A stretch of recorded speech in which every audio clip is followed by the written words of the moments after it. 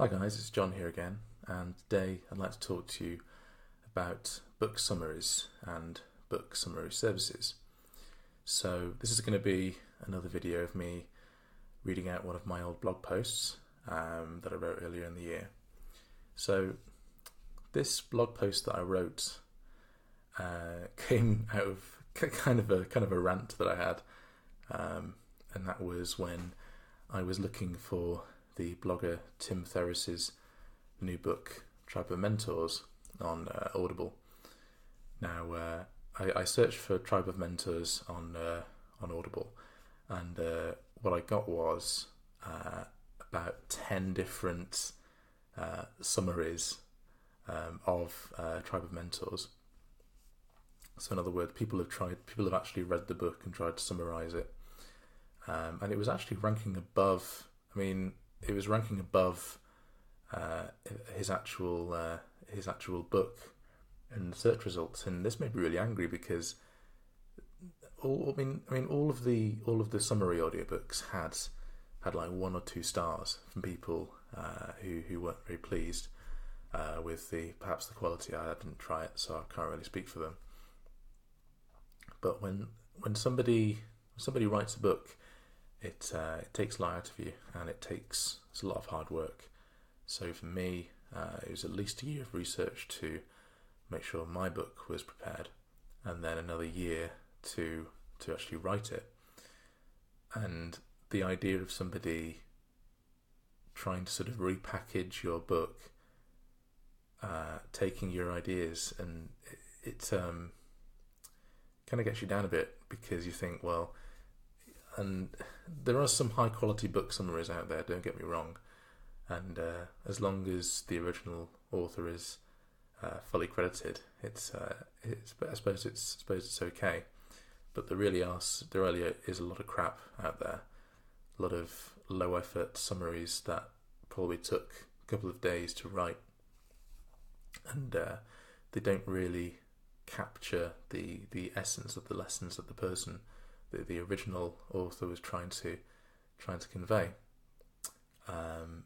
And so I came across this book summary service called Blinkist.com, and I think they're based in Germany, and they actually do quite a good job at this. And and they were kind of the impetus for this blog post I'm about to read to you. So, there's been a lot of buzz about book summary services lately. Now, services like Blinkist do an excellent job at this. They take a classic non-fiction title like, again by Tim Ferriss, 4 Hour Workweek. They read it from cover to cover, ideally. They distill it again, and out pops a summary in as many as 10 bite-sized points, which Blinkist call blinks. And you can imagine these as almost like kind of mini chapters, or more like mini chapters is a good way of saying it. So it's very condensed. Now, people who are in a hurry feel like they lack the time to sit down and read a full book. They barely get 5 minutes to themselves at home. So how are they supposed to find hours per day for weeks at a time, and their undivided attention to words on a page, especially if you've got kids or some other kind of responsibility, or even if you've got a really tough job throughout the day, and when you come home you want to decompress, have a beer or a glass of wine, and the last thing you want to do is sort of do something that feels more like work. So much has been written on burnout and the culture of overworking. It's not uncommon knowledge that it's unhealthy, and some of the top companies, at least the ones most prominent, are taking positive steps to keep their valuable staff happy and healthy at work. Now, along comes a service like Blinkist, offering thousands of non-fiction titles that can be digested in as many as 10 minutes, as opposed to typical 3, 4, 5 hours of reading, being conservative there. And then the overworked professional sees a no-brainer, so they can pay $60 a year to get as many books as you want, and try and distill the knowledge and it's a logical choice for these people. But as you can probably tell from my earlier sort of warning about my potential rant on this topic, there are critical pitfalls to this surge in book summaries and book summary services. Now, before I explain, I'll disclose right now that I do actively use Blinkist, and I do pay for the service, and I have purchased other books that are summaries of other books. So I'm not saying you should avoid them per se. I'm just saying that there are some pitfalls and things you should be aware before you dive into them. Now, the problem with book summaries is that they give you too much variety at too shallow a depth. You can consume too much different content at the risk of not properly taking it all in. Now, this is sort of hinting at what's called the Coolidge effect. Now, the Coolidge effect is a term for a phenomenon where we get spoiled by too much variety at too shallow a depth, and it causes us to seek even more and more new experiences, but at an even increasingly shallower depth than before. So this can make it harder for us to concentrate, and we find ourselves fidgeting when taken away from social media or our smartphones. So my tip at this sort of part of the video is to go on what Tim Ferriss has called an information diet and see how it improves your attention span. Now, an information diet basically means going off Facebook for like a week, or trying not to watch any news or look at any news websites for a week. And I've done this, and it really helps. It makes you you spend about a day fidgeting, but then you quickly find sort of real things to do, like you finally get around to working on your book, or you finally get around to doing that cleaning around the house that you that you meant to do. So I'll say again, I'm not arguing against book summaries themselves. Like I just said before, I use them, whether it's to help me write the next email for my weekly newsletter, or to gather material for my next book. So I'm trying to show you why it's bad to over-rely on them without at least checking out the source material, so the original book, even if it's long. So thinking that you can just skim over a book and still properly understand its message is symptomatic of our internet content addictions. So I was touching back on that Coolidge effect that I mentioned a second ago. So readers with a low attention span often complain that non-fiction authors pad out their chapters with unnecessary stories and fluff. So this attitude really annoys me, because it's not only insensitive to the hard work that authors do put into their books to try and make them as tight as possible, it's also an ineffective attitude. So the stories are there in non-fiction books to demonstrate the writer's point. We should all know by now that an immersive, well-told story is the single best way to convey a lesson, and that is a fact. By fully digesting a book's contents, you'll get a much better feel for the writer's message. So a summary can only give you a summary can only give you a superficial feel for the writer's message. Actually taking the time to read a real book will pay better dividends in the long term, and I truly believe that. Where a full non-fiction book is a deep dive into a single topic, a book summary is merely a projected shadow of the work that has gone into its subject. Now, I've written here, books are fucking hard work, and that's I've actually linked that to a great article by Ryan Holiday that sort of indirectly demonstrates this fact, and I'll put the link in the description so you can read that too. And the book's writer didn't slave away for multiple years, in many cases, to have their creativity summarised into 10 easy bite-sized points. So my tip here is that you might sort of feel a bit defensive when I say that and think, well, I have limited time. I can't spend all my time. Maybe I've got kids or I've got some other responsibility and I don't have time to read books. And my solution to you there would be, or rather my tip would be, that reading is a lot easier when it's to achieve a concrete goal or to solve a real problem in your life. if you feel daunted by huge books that you feel like you're supposed to read, put the big scary books away and instead go look for books that solve problems you're having in your life, whether it's work, dating, or anything else. You'll be far more invested in the book's contents this way, and this will incentivize you to finish it and find all the answers. You'll get used to reading through and finishing longer books, and developing the skill will pay dividends for the future.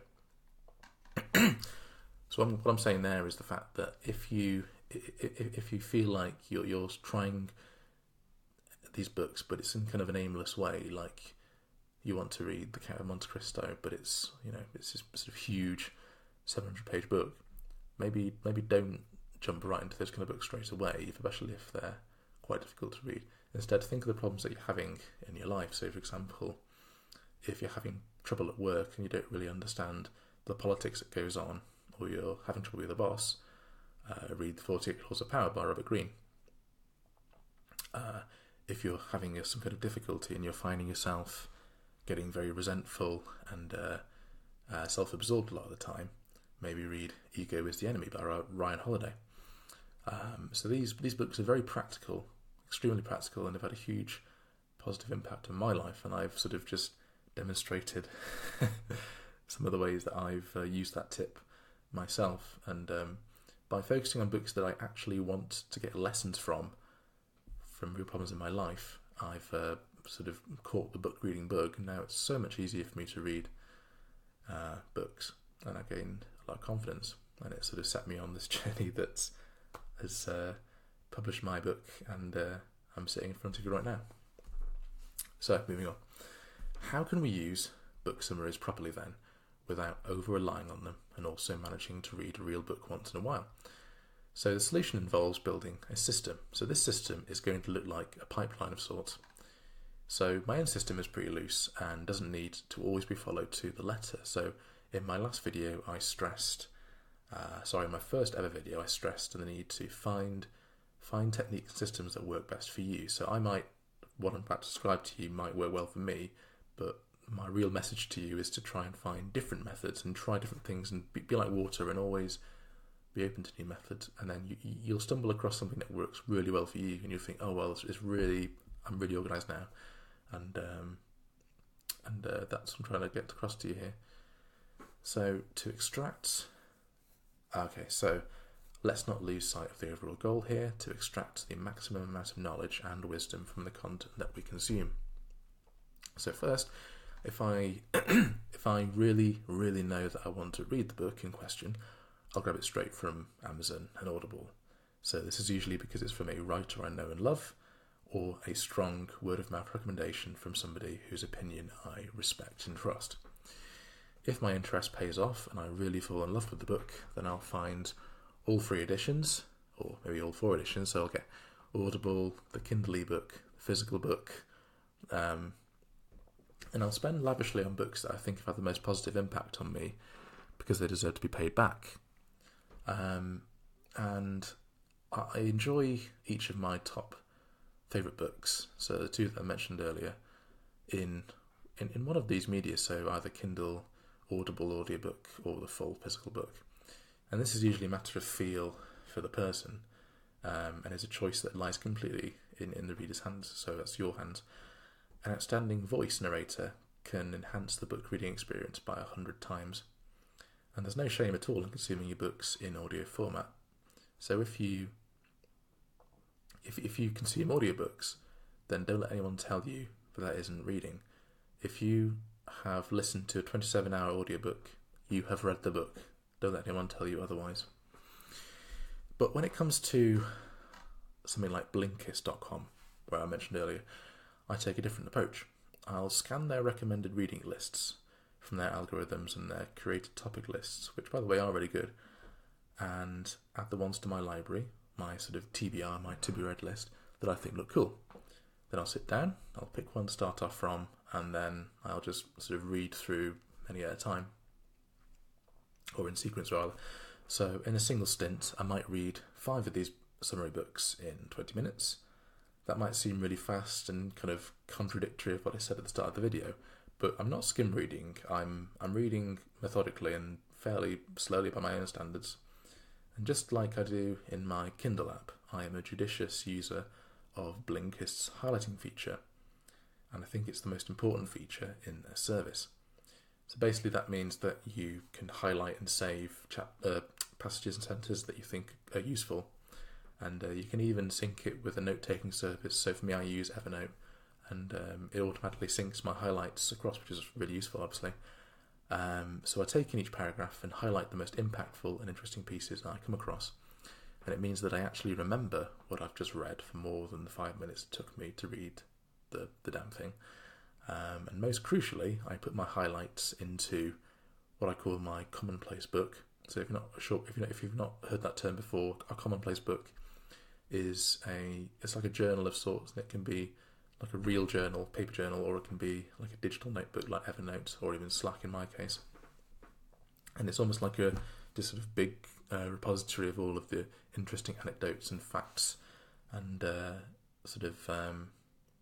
research avenues to go down, creative ideas and that sort of thing. And it's something you can refer back to so that you never forget, and it's something I might make another video on because it's just been so crucial for my creative work. Now, whatever book it is I'm reading, whether it's a biography of Isaac Newton or a classic work on marketing, there's material in there that I can refer back to later so I don't forget it. And this is why it's not necessarily contradictory of the Coolidge effect that I talked about earlier, because I'm actively trying to sort of note down things and remember them for later. I mean, I can't possibly remember everything that I always read, so I try and make sure that at a later point I've got somewhere to go back to refer back to so that I can use it for my book or some other article that I read. So my top tip at this point is to definitely take notes and store them in some kind of central location. So make use of Blinkist's and Kindle's respective highlighting functions for the most impactful and interesting pieces you come across. So I'm going to repeat myself here, but I think it really bears repeating. Then take those highlights and put them into your journal, notepad, or an Evernote notebook. So then, if I like the book summary, I might actually go on and buy the original book from Amazon and just consume the whole thing. And I think the right analogy for this sort of book exploration system that I've just described to you is like dipping your toe into a pool. So if the summary is good, it's like dipping your toe into a pool and the water sort of feels right, it's right temperature, then you jump right into the pool, which is sort of a analogy for getting the whole book experience, so whether it's an audiobook. And the idea is that this is sort of an effective use of book summaries that will help you avoid the pitfalls of the Coolidge effect and properly take in the right amount of content in an optimal amount of time. Now, I'm really interested to hear whether this has helped you. If you think that you are finding it difficult to read books, but you feel like there's some kind of pressure to do so, like you're not smart if you don't read books. Now, for me, I don't necessarily have dyslexia, but I find it very, very difficult to sit down and read books that I don't already have a huge amount of investment and interest in. But I find it really a lot easier to read books on my Kindle, especially with the right sort of text colouring, or audiobooks. So I'd really recommend that you try my earlier tip and try and think of problems in your life that you want to solve, things that are really bothering you day to day, and go and search for some books that help you solve it, and you'll feel so much better and so much more invested. And when you've read through a number of books, you gain confidence, and it helps you to go on and become a avid reader. Okay, guys, so that's my latest video done. I hope you enjoyed it. Any feedback, leave a comment below. Always like and subscribe as usual, and thanks again for joining me today. Bye.